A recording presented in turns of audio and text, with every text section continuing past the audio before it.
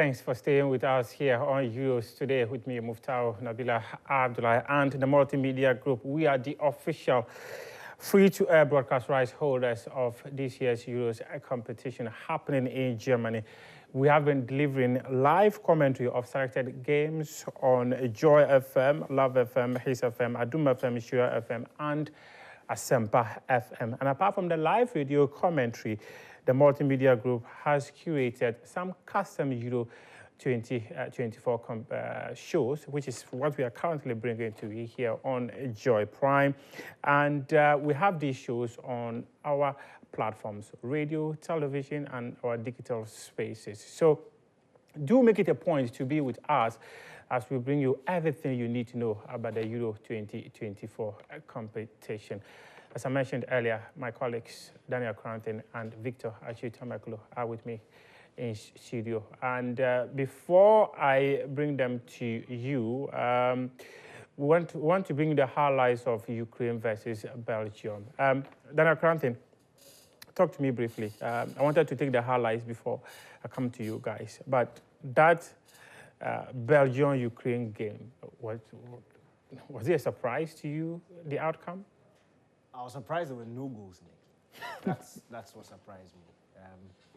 Both teams are very attacking-minded. I expected some goals. I thought it would be actually one of the highest scoring games of the competition. Surprisingly enough, it produced no goals whatsoever. But it's the performance that both teams gave. I think it was, even though there were no goals, tactically, it was a very interesting battle to watch. It was one of those games that neutrals would enjoy, and just unfortunately, nobody was able to hit the back of the net. One of the most painful things from a Ukrainian perspective is the fact that they are exiting this competition despite the number of points they've got. Other teams have got 3 points and they are qualified. Ukraine have got 4 and they're not going anywhere. Victor? And this is the first time in the history of the European Championships that a team is being eliminated in the group stage with 4 points. It's also the first time that a team is being eliminated having amassed the same number of points as the team that won the group with 4 points. And they're only going out on goal difference. And I feel that some of the changes that the manager made yesterday were perhaps a bit unnecessary, even though the strategy was right. The previous game was a 4-2-3-1 that we saw. It made sense that he wanted for something that would give him a bit more security at the back. So he switched to the 5-3-2. Except I felt this was a game to trust Mihailo Mudryk a bit. This was a game to introduce a bit more technical ability in the center of the pitch by playing Alexander Zinchenko. But what did he do?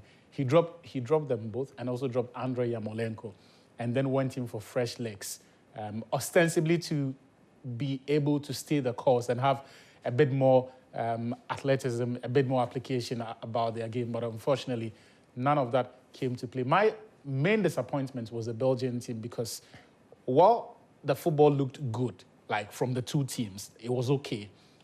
I was going through the numbers to attempt to understand that Belgian performance, and I don't think the manager will be very proud of the shift they put in. They completed the first half without attempting any tackle.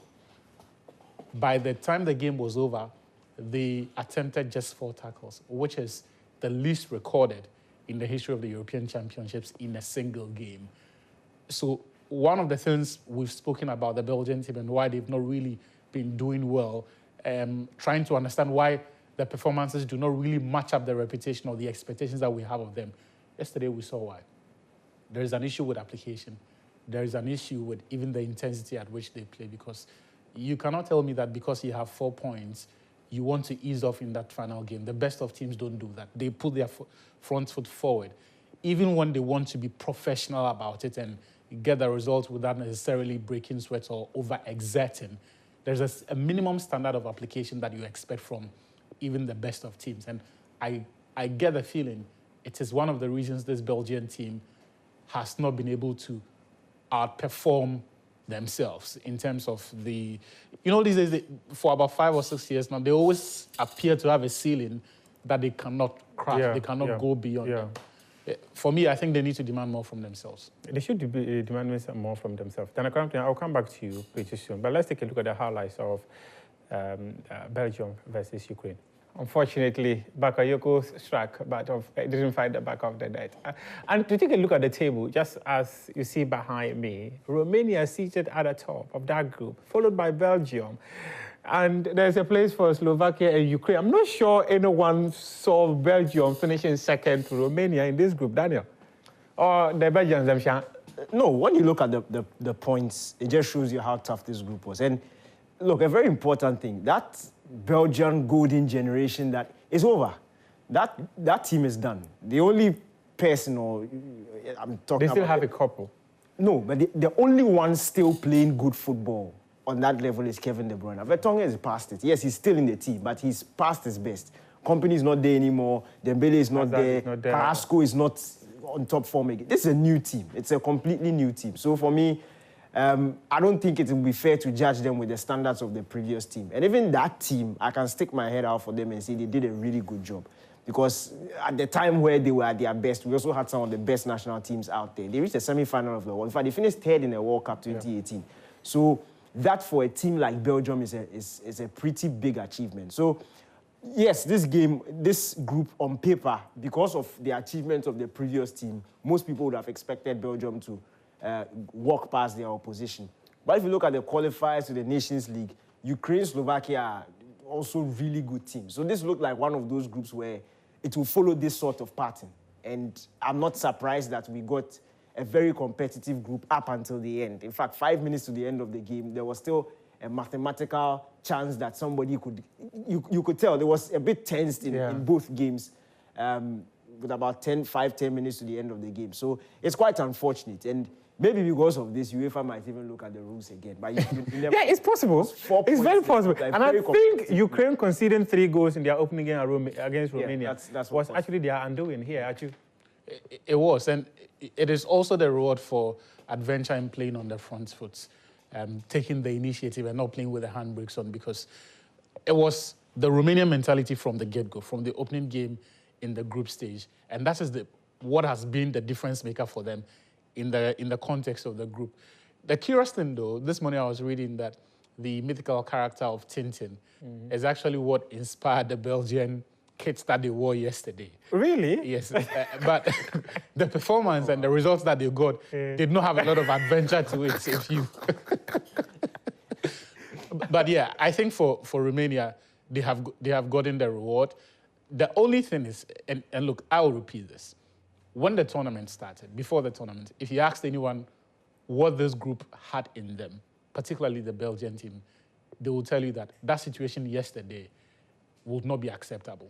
That approaching the final 5 minutes of the game, the Belgians were not assured of qualification to the round of 16, and that they needed a draw in that game, and that across the 3 games they would have won.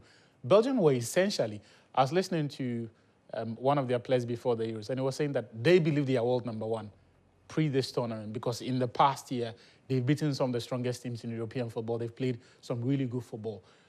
Per that form, pound for pound, player-wise, in terms of the experience that even this team that is relatively young had, you expected that they would manage some of these games much better than they did. And it all fell on that Slovakia match.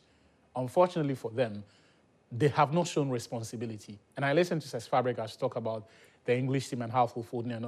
This Belgian team is perhaps as guilty of that, because if you take away Kevin De Bruyne, if you take away Jeremy Doku, who has been the most creative winger in the competition after the first 2 games, I'm yet to check his numbers from yesterday. If you take away those 2 players, there really haven't been any players who have stood up. What you've had has been Carrasco has been missing chances, it's been Lukaku who's at 10 shots. We've been scoring goals and VAR saying no. In the competition, look, in the round of 16, they will be required to show a certain personality. Belgium, England as well, that lukewarm attitude. England have been very fortunate because they are on the right side of the draw. I mean, if you look at the teams that they are likely to face, it's probably at the semi-final stage that they are going to have a proper test. But unfortunately for Belgium, we saw what happened to Italy in that game versus Spain. Italy weren't terrible, but they lacked personality. They lacked an identity on the pitch. If it was Spain? Against Spain. Italy against Spain. It's beyond terrible. They were pathetic. Well, maybe they met an opposition of a higher quality. They were terribly pathetic. That's one of the worst games we've watched. No, let's not, you play a whole, and it is 90+4 that you can manage a shot on target. Which I still say, I'll argue that ball wasn't on target. But that's the point. So bigger teams will require more from you. Yeah. And I think that the Belgian team, even though they've secured qualification, Tedesco is not going to be happy about the manner in which they've done it. Okay, let's take a look at that, the highlights of the game involving Slovakia and Romania. That was how Slovakia-Romania ended 1-1 stalemate. And that group E, every team got 4 points. Romania 4, Belgium 4, Slovakia 4. And also Ukraine 4, and then it is Ukraine that is going home. Quite unfair. But if you concede 3 goals in your opening game, that's basically what will most likely happen to you. Gentlemen, what did you make of this game? I like Lobotka. Look, for those who enjoy the Serie A and his performances there, everything he's done in this competition will not surprise you. I think he's played with a certain personality, and I like the fact that in contrast to what Jorginho, for example, who we saw his coach shouting that if you're not availing yourself as an outlet to receive the ball, we can argue on that. you are not very useful to us. Lobotka has been the guy who is always an option to pass the ball to. He sets the tempo for the way the team plays and can determine when the team needs a bit of an injection of pace or when they need to cool things down and just knock the ball around and then allow the team to breathe and then settle. He's not shied away from tackles as well. And for me, he's the guy that, if you're talking about these smaller teams, quote and unquote, with one big player or one personality who you expect to drive the team forward, he's been a prime example. I think he's played really well. And I would love to see what he's able to do against a team like England, because so far I don't think we could have asked for any more from Slovakia and from him. Daniel, why do you disagree with his comparison with Jorginho? No, because it was Spalletti's fault. And because he doesn't want to own up to his mistake, he was scapegoating a player. In a second, he changed Jorginho after 45 minutes, brought on Cristante. Cristante went through the same issues because the midfield partner, Barella, was dancing in front there and left his job. So anytime the holding midfielder gets it, and because of the incessant and very intense pressing from the Spaniards, it was so difficult for him to locate his teammates. So yes, he received the ball, but he can't do anything meaningful with it. And if he's seen that he's under pressure, he will try and find spaces where the Spaniards are not operating. That looks like hiding, but it's a sensible thing to do, to move to wide areas. You give me the ball here because there's nobody here. It's a coach's fault. Spalletti messed up. But yeah, if it was Rodri, if it was Cruz, everybody would say it's the coach. But because it's Jorginho, they are saying that it is Jorginho's fault. How come Cristante also came on and had the same problems? And the whole 45 minutes in the second half, still no shot on target, still nothing. I say I can argue that ball in 90+4 was not on target. We saw it. It wasn't on target. Listen, we have to write to UEFA. We have to write to UEFA. See, I don't like something. Yeah, we have to write to the study group. The same Kane used to beat Muftar, used to beat Daniel, used to beat Achu. Don't be changing it when it is on certain people. No, they shouldn't do that. Okay. So they should change the rules ahead. No. Or the interpretation. They have been poor this competition. They played really good against Albania. Yeah. But against Spain, terrible. Against Croatia, they are lucky. They are very lucky. In fact, that game was so poor. Both teams, if both teams could go out, I'll be happy that they go out for Ukraine to be in. But if they don't change, people will see that it is not about Jorginho hiding. Because the coach got up and said, if you don't avail yourself, why are you not playing? Why is that when he changed him, nothing happened in the game? Okay, you should have been at the press conference to ask this question. But now let's go to the big one. The shocker of the day, Georgia versus Portugal. I'm not sure many people saw this coming. Let's take a look at the highlights of that game. Perfect conversion, 2-0 for Georgia against Portugal, making your debut, being the lowly ranked team in this competition, winning against the 2016 champions of this very competition. Probably is one story many people actually never saw coming. But it appears we have a prophet in our midst, Prophet Achu Tamaklo. I don't know whether if he went to Nogokpo before he came back or how he saw that. Hey, Achu, how did you see that? To be honest, it was actually a wish. That's a wish? Yes. Okay. But that's exactly what played out yesterday. And I said that for the bravery they showed in the opening 2 games, I would want to see them progress. And yesterday, they showed bravery within reasonable limits, right? bravery with a plan. So when they took that goal, they knew how to manage the situation. They weren't unnecessarily expansive, defended their penalty box very well. And for me, yesterday, and it was not as if Portugal were really terrible. There were moments where you could see someone making the third run, but every time they ensured that either the service did not get to the player or they picked out that player. When players try to go on individual Jenkins runs, after the first or second dribble, you are stopped. And for me, it looked like they came to the party prepared for every single scenario.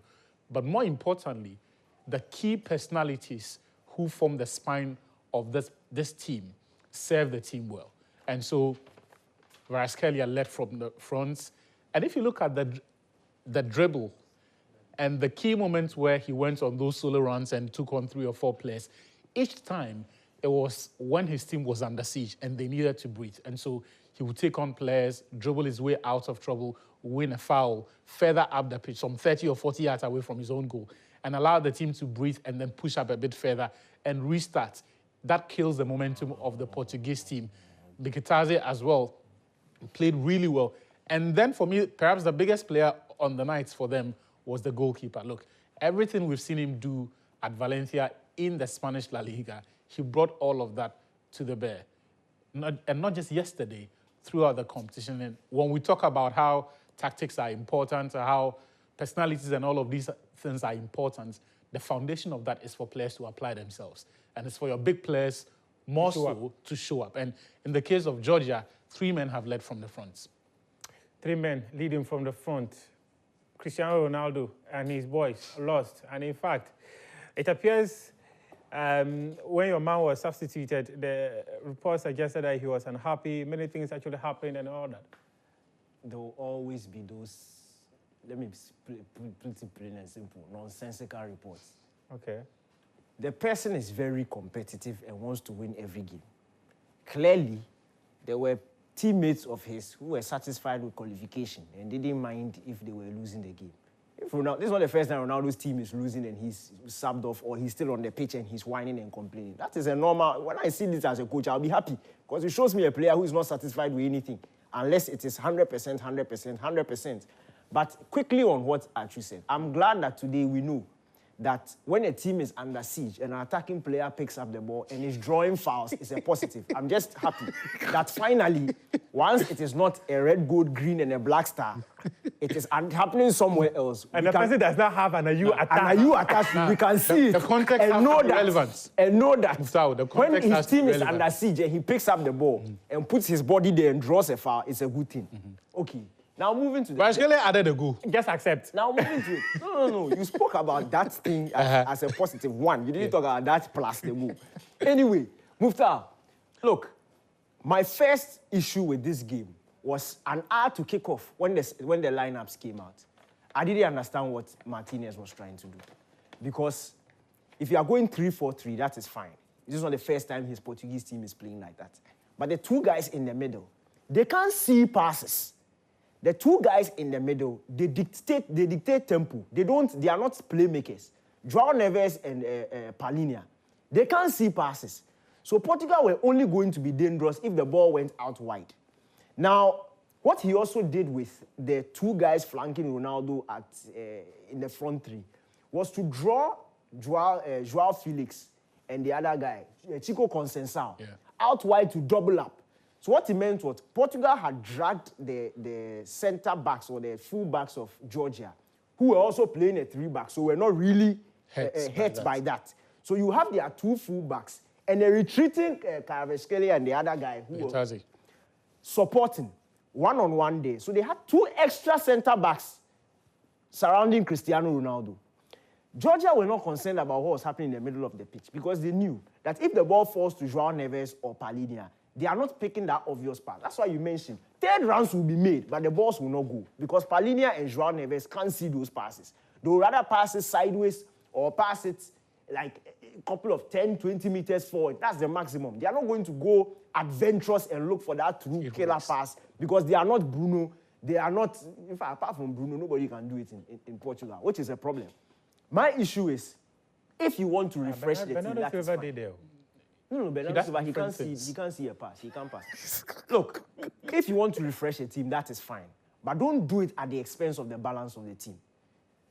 It was a good everything except the center midfield pairing, because that was going to be important. Once those two, you see, when you are playing a team that is also playing 3-back, once you are sending your wing backs and you are asking your two wingers or was it Joao Felix and Chico, who were ideally supposed to be operating in the half spaces, to go out wide and support there should be support in there. You should have a third runner. If Bruno was playing, he would probably be pushing in to help Ronaldo.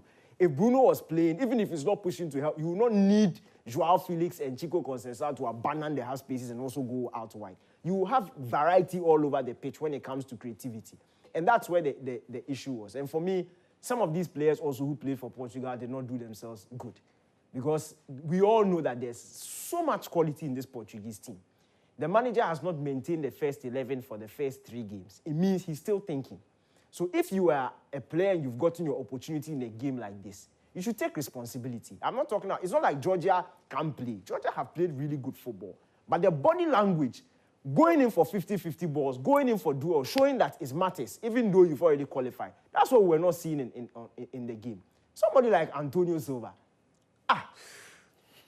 promising, nice, sweet, young defender, does everything right. When he gave the ball away, did you see his... It's like he had given the pass away and not give why. Whatever. He didn't sense the danger. Like, you should not be seeing that in the 90s. These are the things what we see from our national team, then our had they come. Had they come. If this was Ali Lusedu, somebody is saying something quick. You see, so some of these things are unacceptable. And when the round of 16, if the manager is now sticking with those he trusts, then people will complain that there's quality. But when he gave them an opportunity, what did they do with it? They didn't take it. Joao Felix, I don't know if that guy thinks that he's Messi. Somebody should talk to him. It is only Messi Rashford who can pick... Rashford mentality. It is only Messi who can pick the ball when he feels like if there are 1,000 men in front of him, he can pass through. And he will. And he will. Only Messi. So I don't understand why Joao Felix will pick up the ball with support on his left, with support on his right, and want to... Who does he think he is? And sometimes when he shoots, it's as if he assumes is everybody will disappear. It's just, look, some of these things, when I saw, after the first 15 minutes, I was like, okay, Martinez has, now I understand why he's benched the first 2 games. Like, I really understand. Although Rafa Leao has been poor, I understand why they've not brought you on. And some of these things, Charlie, it's not the best. They really need to set up in the round of 16 because this is tournament football. You make one mistake. You are gone. Steve Appiah will say, in tournament, we look for wins, not who played better. No. Turkey versus Czech Republic next.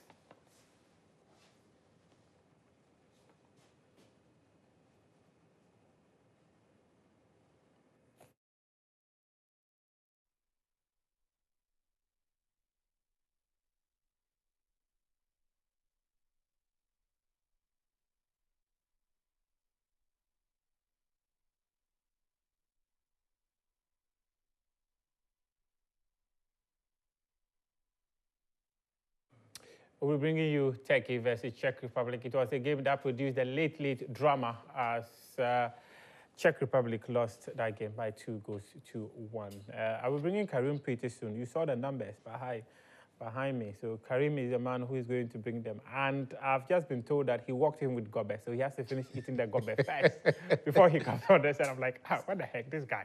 Why? This early morning, you're eating gobe. He says the formation is 0-1-0. So I understand him. Okay. But you coached him into eating gobe, didn't you? No, I don't have any hand. I don't have a hand in his gobe eating. At you? 0 morning. In fact, you came recently and you already know many joints. I'm not surprised. You showed me some of those joints, so... I don't know anywhere, please. Turkey versus Czech Republic, please bring us the highlights. It appears this was a contest where players were just kicking each other. The number of yellow cards that were flying left, right, and center. I was like, what kind of a game is this one? There was a lot at stake. A lot at stake. And you could tell they were keeping an eye on what was happening in the Georgia game. And once Georgia was winning, it meant that either of them could go through. Yeah, could go through or could go out with a defeat. So now they had to win. And look, experience is experience. When you're a boss, you're a boss. other Gula Dems are doing their thing. But Sheng Tosun has been there. Oh, yeah. He has seen it, he has done it. And you could tell it's not about exciting football, it's not about prospect, it's about what you know will work. Yeah. And when the going got tough, he turned to his bench, pulled on his big boy Sheng Tosun, and true to it, he came on and he scored a super brilliant goal. I thought he was passing initially. Then I remember that, it's Sheng Tosun, he's never going to pass it. And then he whipped it into the back of the net. I love players like that. If they miss, you say he's selfish, but he doesn't care. He'll shoot again because he's a striker. Yeah. And he knows where the back of the net is. Instinct has to shoot. Simple, and he did it, and he scored. But I'm very disappointed in Czech Republic, the whole of they are displayed in the competition. Look, they have a really good squad, and they have a head coach who is trusted for tournament football. They usually do. The last Euros with Patrick Schick leading the line. Yeah. They went, I think they hit round of 16. It was a shock defeat. Yeah, a shock defeat in the round of 16. But what's his name? Patrick Schick's 6 goals won him. That one he shot from center. Yeah. Yes. Look, we know they are good. We know how good they are. And I don't think this group was as difficult as it seemed. I think if Czech Republic had showed the desire of Georgia, they would easily have finished second in this group. I didn't think Turkey was that strong.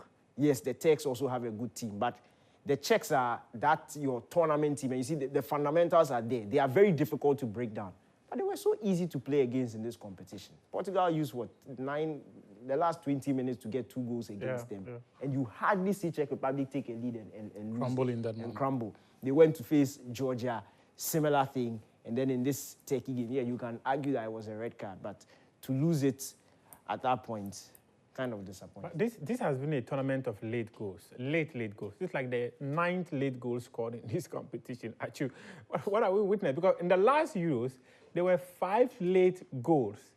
This tournament, we have 9 already. What's also made it possible is the chunk of the additional times that which is often not justifiable. Yeah. I mean, the Italy-Croatia game, I don't see what warranted that extra 8 minutes. That there were plenty injuries added. But generally, the Croats were lying on the floor when they were leading, and the ref did well. Punish them for it. But generally, what we have seen is that teams have been relentless, but also it also goes to show you the change in the modern game, in the fact that the physical specimens that we're seeing now have crazy fitness levels. So even after playing 60 games in the regular season, between 45 to 60 games in the regular season, the fears were that a lot of these players will come in tired. But second week of June, third week of June, players are still running as if, look, this is like we're in August or September, which just goes to show you, one, players take better care of their bodies. They are taking better care of themselves. Dieting, science is also helping. Also having a good technical staff or medical staff behind you who understand each player's body, how much workload they can take, and what sort of lifestyle can help them.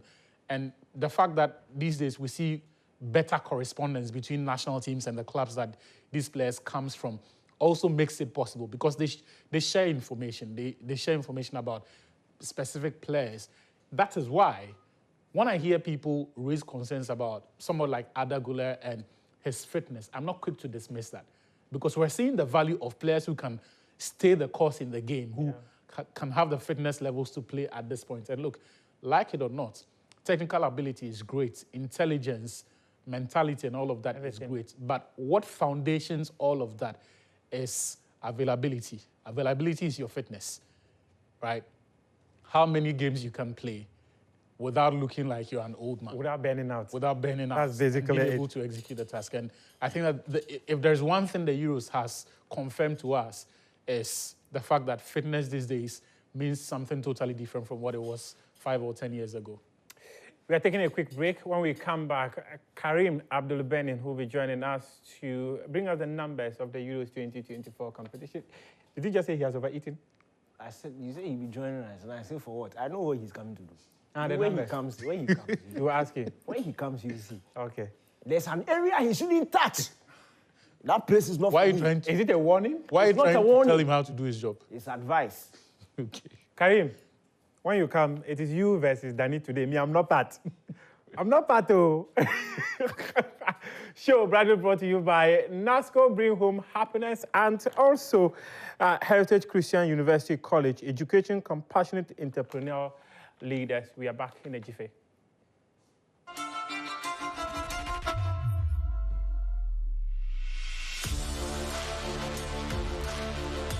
We are back from the break. This is Euros Today. I am Muftau Nabila Abdullahi, and I've been joined by the philosopher Adamu Abdul Karim Benin.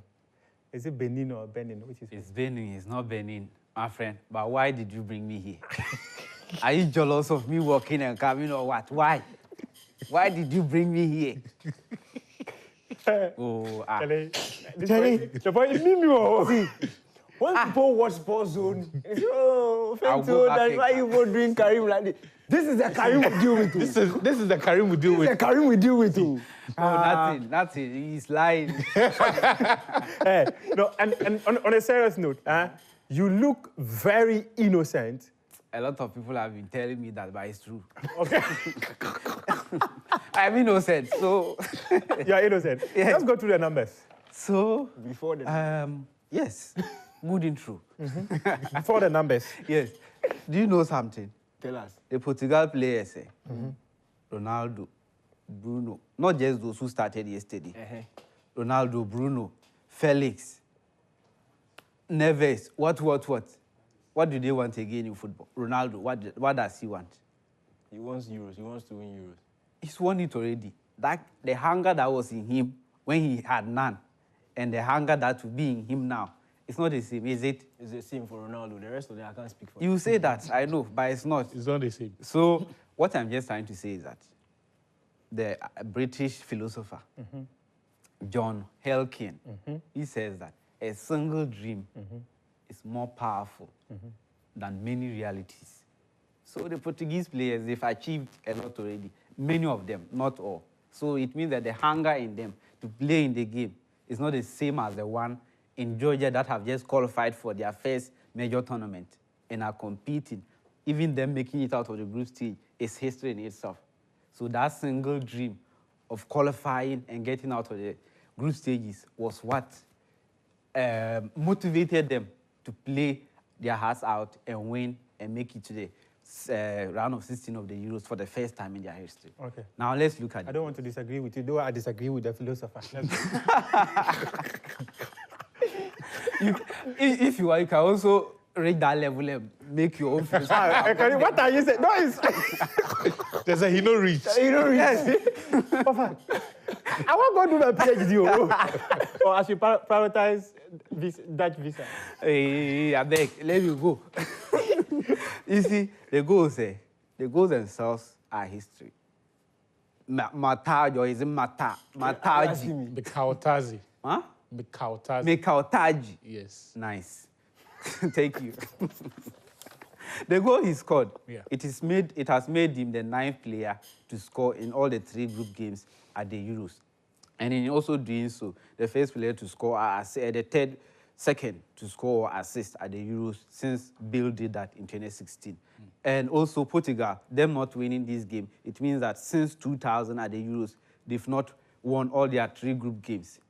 So it's basically a game of records, most of them on the side of Georgia because of them playing at their first. Anything they do is history. Yeah. So let's look at the expected goals. Georgia were expected to score just 1 goal, and they scored 2. It means that they've overperformed it. But Portugal, they were actually expected to score the 2 goals, but they didn't. That was because I'll be looking at Mamashvili, the Valencia goalkeeper who was talking about how good he was in the game and the amount of saves he made to deny Portugal the goals that they were supposed to score. Not just that, Portugal themselves were not so clinical and they didn't create those clear-cut chances to score. So this shows to look at it. Portugal, they attempted 22 shots.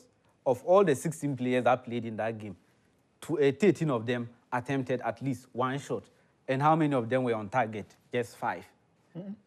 That is something they need to sort out if they are to go that far. For possession, because of the quality players, Portugal, they made the changes to refreshen the squad and also for Martinez to see the players he have on the bench, what options can he call on if he's supposed to do so? So they dominated possession, and basically that was expected. Let's look at this. Antonio Silva. He's one of the brightest talent at Benfica and will be part of the Portugal team for many years to come. But yesterday's game was a stinker. Whatever you have, keep it. It doesn't count. It's my type. Keep quiet. Let's go. Just 2 minutes. Are you such a bully? Just 2 minutes in. Viewers are seeing the real Karim. I said it. He ate before coming. That's the difference.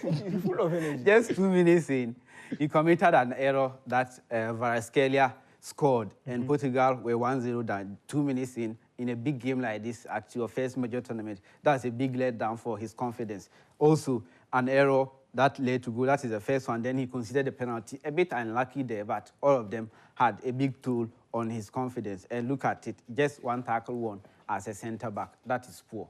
Then another one, this is Mamashvili. That is a Georgia goalkeeper. He plays for Valencia. Look at the saves he's made in this game. 5. That is why I'm saying that he was a big part in how Portugal underperformed their XG. He was expected to concede per average 1 goal, and he prevented that. Goals conceded in the game, 0. But let's look at it. In the whole tournament, his performances. If you are looking at saves made in the tournament per 90 minutes, he's on top of it for all goalkeepers to play at least more than 1 game. 21 saves. That is what, 7 per the 3 games he has played. Wow. So he's averaging 7 saves per game. 7 saves per game. Wow. That is remarkable. And That's a ticking time bomb too. yes, so that is one of the big parts. You mentioned him as one of the players leading from the front, and he's a big part in that. If they can cause any upset against Spain, it means they will be counting so much on him. Now let's look at it. Mekataj.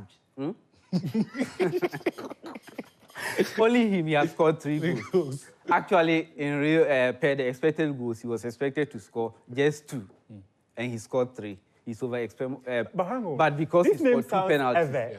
You can't pronounce it. It actually sounds like the fancy expression "mikitaze," like I'm holding something. Okay. Maybe as Ghanaian origins, we have to prove that. You never know. He has 3 goals, only him. But if you are looking at it, a lot of the players in this tournament, and even teams, he has scored more goals than England. They've scored 2. Belgium. Belgium, they've scored 2. That is it. So, in fact, he has outscored France. France, Belgium, England. Then England. All of them 2-2 goals. Portugal. No, Portugal. Okay, They scored more than. This guy. So that is it. Karim, thank you very much. But just hang on as we wrap up. Tomorrow we'll be giving NASCO products. So just Giveaway. Say it like that. Okay. So tomorrow we have giveaways. NASCO giveaway. Right? NASCO giveaways. Pedania. That's so you do join us on Euros today. And as I said, this show is brought to you by NASCO. They bring home happiness. And we've also been joined by Heritage Christian University College, educating compassionate entrepreneurial leaders. They have made it possible for us to bring you Euros today. My colleagues, Daniel Cranton, Victor Achutamaklu, and the man who always enjoys Gobe before the show, Daniel. You. Abdul Karim Ben. I won't say anything. They made us possible as to begin this show. Thank you very much for your time.